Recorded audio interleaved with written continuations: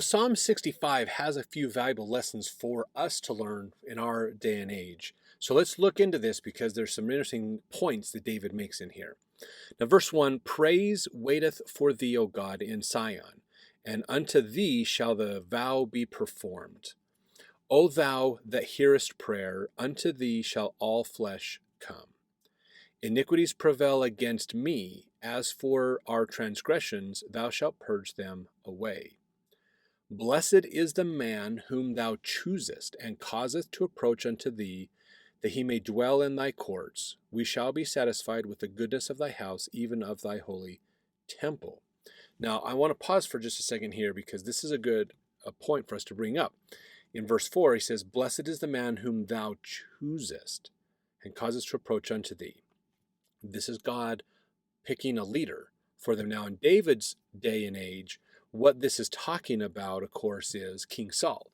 There's many instances within the stories of David, if we go back into the books of Samuel and First Kings, where David had several chances and where he could have killed the king.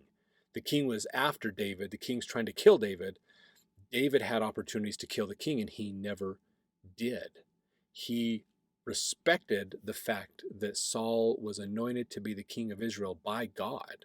God called him to that position. So it would be inappropriate to go against the person that God has put in that place. So he wouldn't usurp authority from God, from Saul. He didn't try to form a rebellion against Saul.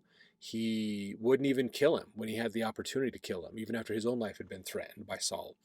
And this is, I think, a really important point for us to understand. And I like the concept he did in verse 4 here, because we have to understand that when people are called to be leaders in the church, that we need to be willing to work with them. Now, God does not call perfect people to be leaders.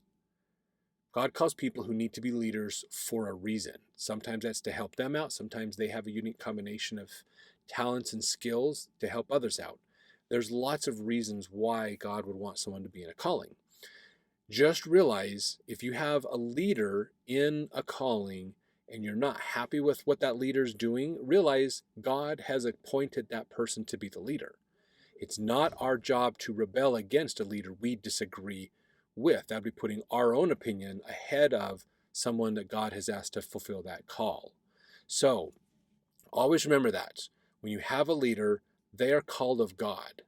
And if they're called of God, they're there for a reason. So we need to be willing to work with them and not work against them, basically, is an important point. So just something to think about. I know it's not easy sometimes when you have a leader. It doesn't matter what level of position or organization or whatever it is.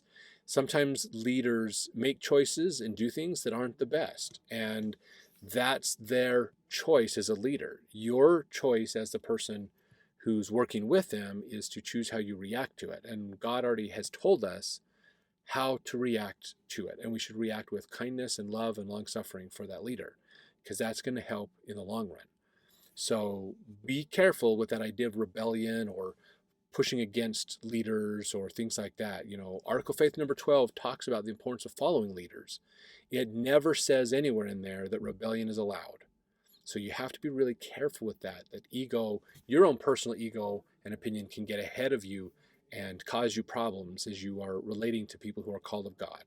So just watch out for those things.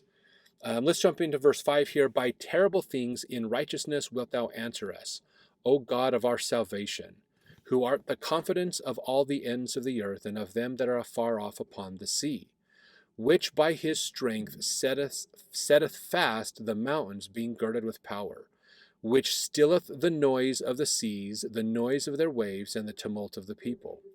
They also that dwell in the uppermost parts are afraid at thy tokens. Thou makest the outgoings of the morning and evening to rejoice.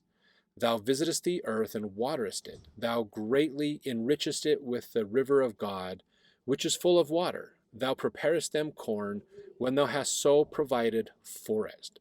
Thou waterest the ridges thereof abundantly. Thou settlest the furrows thereof. Thou makest it soft with showers. Thou blessest the springing thereof.